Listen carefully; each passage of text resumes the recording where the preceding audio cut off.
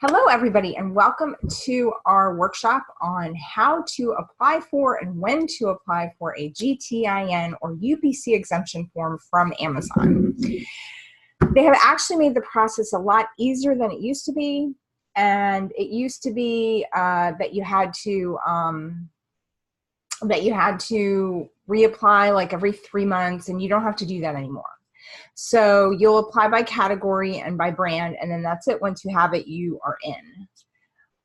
So I'm going to go ahead and go through the presentation, and then at the end, please feel free to ask me any questions. Hey, Michelle, thanks everybody who is tuning in live, and thank you to everybody who is watching or listening to the replay as well. And if for some reason you are watching the replay and I don't answer your question, feel free to post it in the comments or shoot me an email, and I will do my best to answer there. All right, so let me just go ahead and bring up the presentation.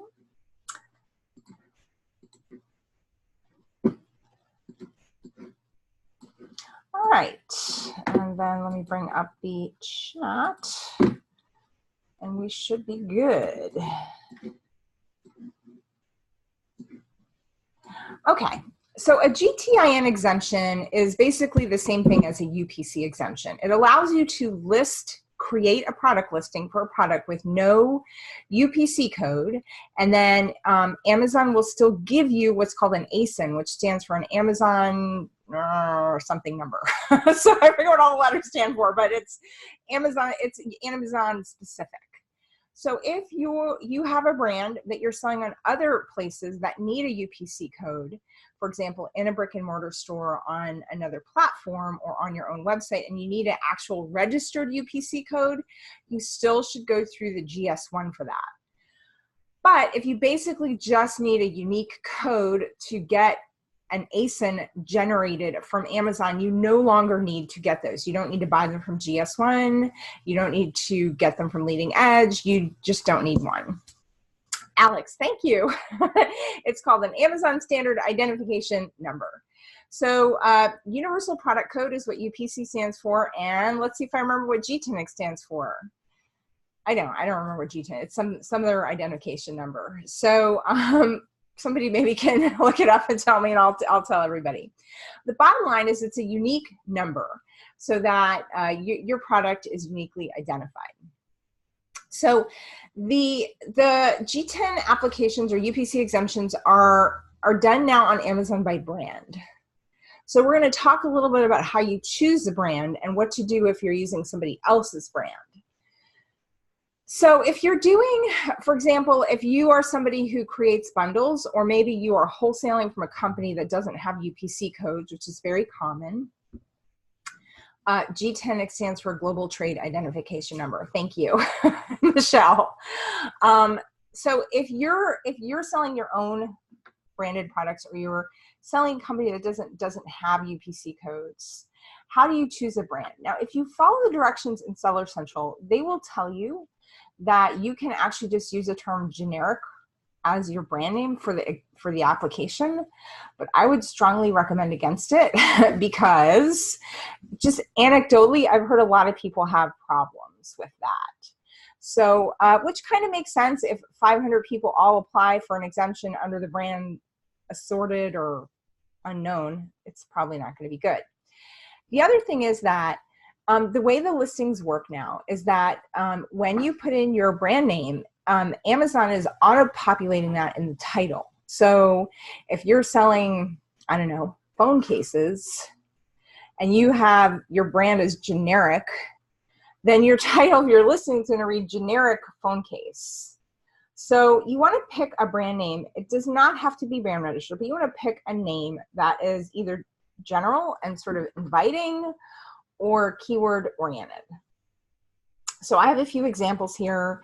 You could use Cordelia's Things, or Glorious Gifts, or Bountiful Baskets. So it can still be kind of general so that you can include a lot of different types of things underneath the umbrella of your brand.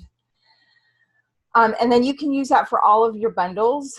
And now I'm going to talk a little bit about if you're using somebody else's brand in a minute, like a company that you're buying from. So let's talk about your own bundles or your own listings first. Oops.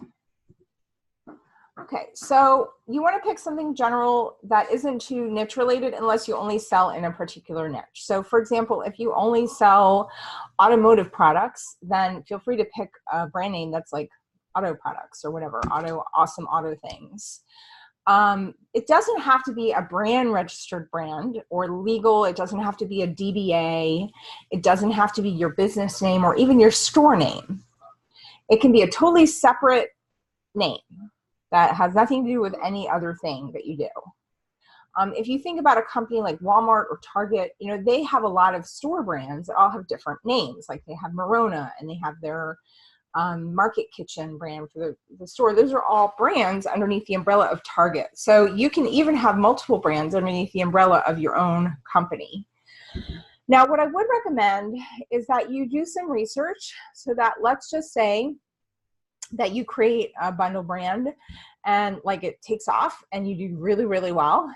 And then later on, you decide to become brand registered.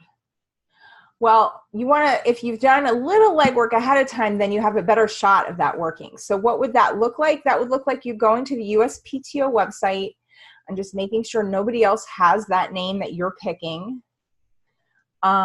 And you can also even go so far as to see if there's a Facebook page, an Instagram and Twitter handle, and even the domain name for that brand. Now you could get the Instagram and the Twitter and the Facebook because it's free, but you don't necessarily have to go get the domain name every time you come up with a new brand idea.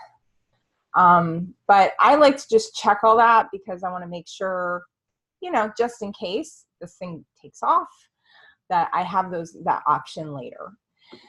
Now, of course, if you want to brand register, you can, but in general, I really don't recommend people go through the trademark process until they're pretty confident that they have a brand they want to sell. A lot of times people do that first because they think like, oh, this is it. This is my brand. I'm gonna make it legit. I'm gonna register it. I'm gonna get a trademark. I'm gonna do brand registry. This is my baby. And then like they can't sell anything for a year. And then they're like, why did I spend $2,000 making this brand name legit? So I would just say, just be cautious. The legal implications are, obviously, if you start a quote unquote brand name and then somebody wants to steal it and you don't have it protected, then they could like just steal it. It does not happen very often. The other thing is that they can actually do that anyway. A lot of people think that if you have a trademark, that it protects you from having your brand stolen. And that is true to a certain extent, except that you still have to sue the other company, and that costs a lot of money. So if like Microsoft decides that they want to use that name and you've already got it, you probably don't have the resource to sue Microsoft. So you could ask them nicely. You could say, look, I have this trademarked and this is my thing. Would you please stop using it? And they might be like, oh, we're so sorry. We didn't know. But if they're like, well, too bad, go ahead and sue us, then that's an expensive legal matter, which most of us don't have the stomach for. So basically what I'm saying is that even in corporate, large corporate economics, sometimes the company that can afford the more expensive lawyers wins. So trademarking is a nice protection, but it does not 100% guarantee that you will be protected. So bottom line is that just kind of know your commitment, know your success level, and go ahead and kind of take a try at your brand name for 6 months or a year. And then if like you have sales, and then you can pay for the trademark and stuff out of your sales instead of spending other money on that, then that's a good idea. So the other thing to keep in mind is that because the brand name will show in the title of your listing, if you do have a niche, go ahead and use relevant keywords in your brand name. It cannot hurt your SEO. All right, so this is again for like your company, your brand. So this is right out of Seller Central. If you want to list a product without a UPC code, which basically all these instructions are for, these are the examples Amazon gives of when you might want to do that. If the brand just doesn't have a UPC on it, if it's a wholesale company that doesn't have UPC codes. If they're like parts and pieces like pipe fittings or auto parts or whatever, those don't have UPC codes. And then of course bundles. So they're basically completely on board with us using these exemptions for bundles. It's written into the policy. Okay, so this is again from Seller Central. They're going to ask you to provide a letter from the brand owner, manufacturer, or publisher. So this is where it comes in if you're using somebody else's brand. So if this is you, like this is my brand, Cordelia's Awesome Things, then I'm the brand owner and the manufacturer. When you create your own brand, whether it's bundles or private label, you are the manufacturer, even if you don't physically do the manufacturing, or publisher of that product. So you, and I'll show you an example letter, you will put yourself as the brand owner and you will authorize yourself to have that brand name. If you're working with another brand, like let's say a company that you wholesale from, and you're not bundling, maybe you're just like putting their products alone, or maybe you're bundling their products with each other and not with any other brands, then you can get a letter from them that you can send in and submit to Amazon authorizing you to have a GTIN exemption for that brand. Now, make sure that if they are brand registered, this is a separate thing.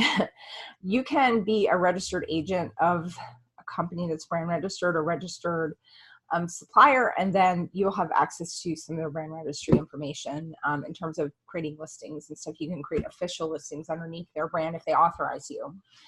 But if you're simply just wholesaling and you just want to do that, you may need to get an authorization letter from the brand. And what I would recommend you do in that case is you literally just would fill out the letter and send it to them and have them okay it, sign it, and send it back to you. And as you can see, Amazon gives you some great templates, and you really just have to change out the information. And I went ahead and created a short link to make it easier for you to find this in Seller Central. So if you're logged into your Seller Central account and you put in scannersociety.com/exemption, it will actually just take you to this page in Seller Central. Now, for those of you who are members of our community, Scanner Society, this is in the files section. For those of you who are here as our guests this week, then I will just email you out with your follow-up email with the replay link, a copy of this as well, so you have all the notes. So really all you have to do is just put apply for an exemption into seller support, and it will take you to this section. You just click apply, and it is by category. So let's say you do bundles, and some of them are grocery, and some of them are home and kitchen, and some of them are automotive. Well, then you'll have to submit 3 different exemption applications for each different category. So it could be the same exact brand, but you would do it per category. So the exemption is only good per category. Now it looks like here you can add more categories and add more brands, but I usually just go ahead and do one at a time because then the letter is easier to fill out, but it's up to you. You can definitely mess with that. So then when you hit check for eligibility, then it will go ahead, and this prevents you, like if you were like trying to register for Lego, they won't let you do that. So it has to be a brand that isn't in the USPTO database. So then you go ahead and click continue to submit proof. And this is where they tell you to upload your support letter. So that template is what you've downloaded, and this is what it looks like here. Remember, you are both the seller and the brand owner. The brand is, so let's say your name of your brand is Cordelia's Gifts, but your company is like Scanner Society LLC. So the brand name would be Cordelia's Gifts, and the brand owner would be Scanner Society. So the owner is actually the name of the company that owns the brand. That makes sense? And then the contact would be you. So you would both be the seller and the contact, and that's totally fine. and then you just sign it and date it. I found approval comes through usually within 24 hours. So just check back and see if you're approved. And then when you create listings, what will happen in the listing form when you put in your brand is you need to make sure the spelling, the spacing, the capitalization's exactly the same as what you put in your brand name here in this letter. And then you can leave the UPC field blank in the listing. And then when you go to save the listing, it will just work.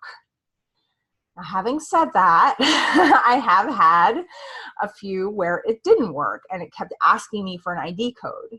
So what I did is I had to open a case with Seller Central and basically refer back to the case where I got approval. And then they usually say, well, did you type it in exactly the way it is? And then you say yes, and then they, you know, whatever.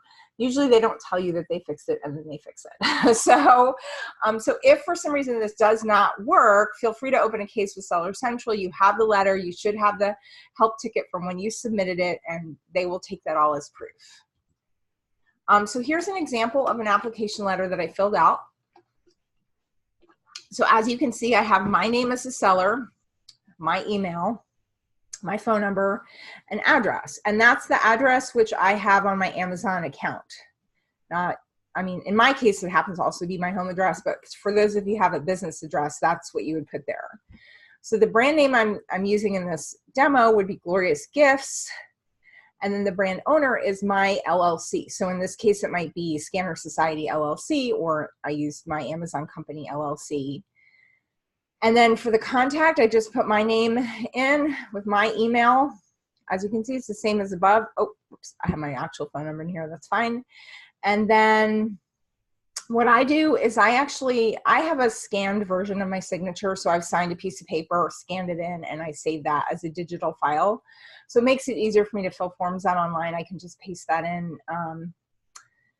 But if you don't have that, that's fine. You can just print this out and literally sign it and then scan it in and then submit that letter. But you do have to actually have an actual like signature.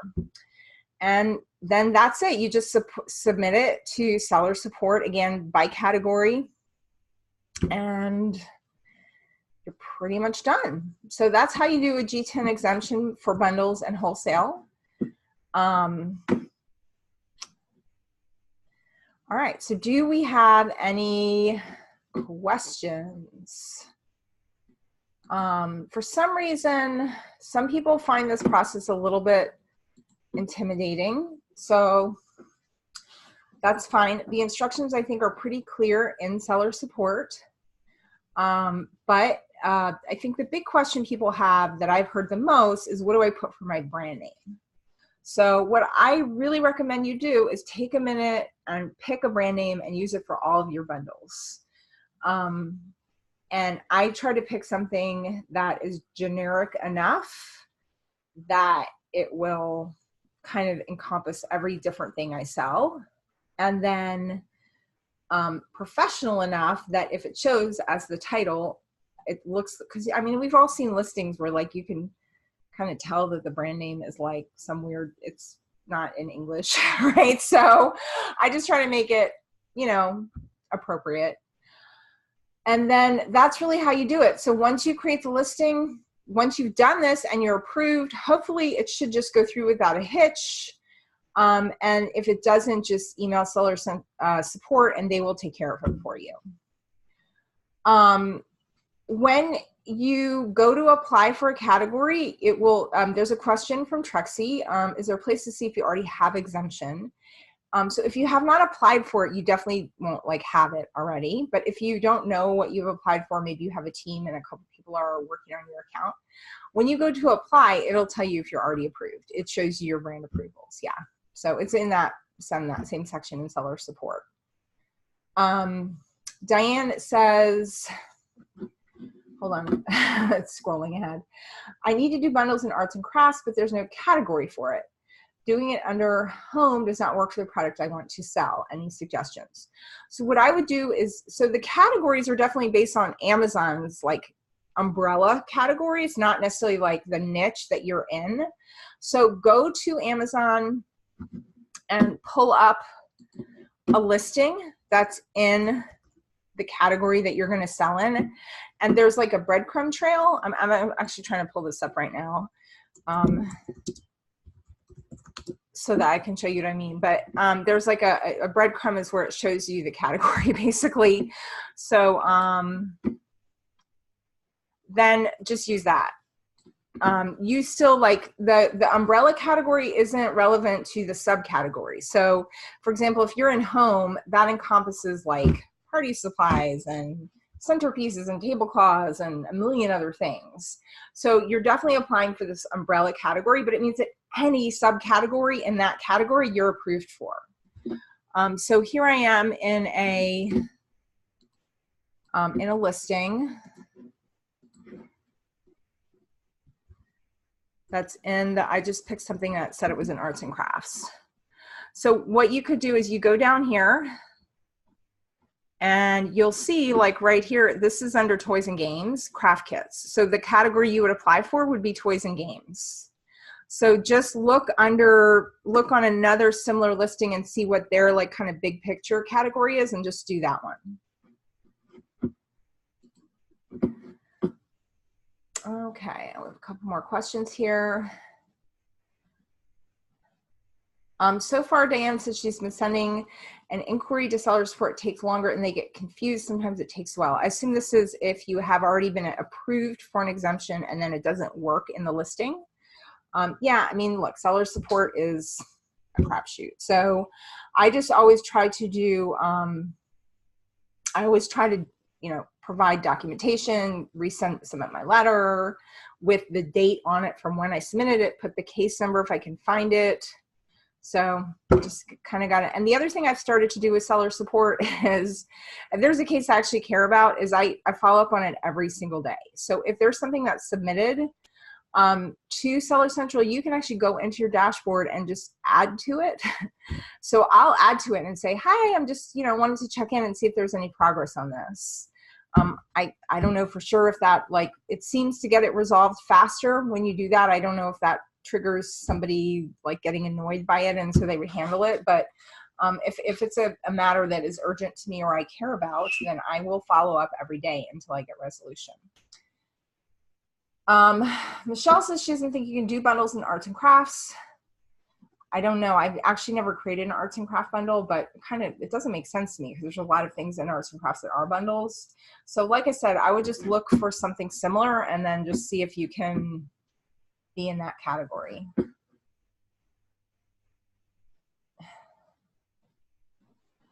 Judy does say to let everybody know that when you create a listing under your own brand, it changes the potential liability for your business insurance. So make sure you contact your insurance agent and they will cover your brand. So that's great advice. And do that. So Diane says she's been getting them, it just takes a while. So once you get approved and you create that first listing in your category, and you have to kind of go through the annoyance of following up and reminding Seller Central that you're approved. Once you go through that, it usually doesn't keep happening in the same category. It's not like every new listing you have to contact Seller Central. At least that has not been my experience. I don't know why you wouldn't be able to create a bundle in a category because it's just a new product. So it should be fine. It's not like, it's no different than any other new listing. So I think it should be okay. All right, do we have any more questions about the UPC exemptions? Anything related to them? Okay. Well, we do these shows every week for our membership, and we're starting to open them up for people who don't want the commitment of joining. You can just pay for the ones you're interested in. And I am always looking for new topics that are relevant to you. So please feel free to PM me, comment, let me know, like, hey, can you do something on this? And if I can, I will. If I can't, I'll try to find somebody who can. But we do these every Tuesday at 1:30 p.m. Eastern Time. And the replays are available to those who paid as well as to our members. Judy said she was able to prove for multiple categories in a single submission. She just had to upload the same letter in each category section. So you can do it that way too. All right, everybody, thank you guys so much for tuning in. Next week, I think we're gonna do a show on landing pages. which is for off Amazon advertising, but I'll definitely let you guys know when we finalize that. And I hope you guys have a great week. Thank you.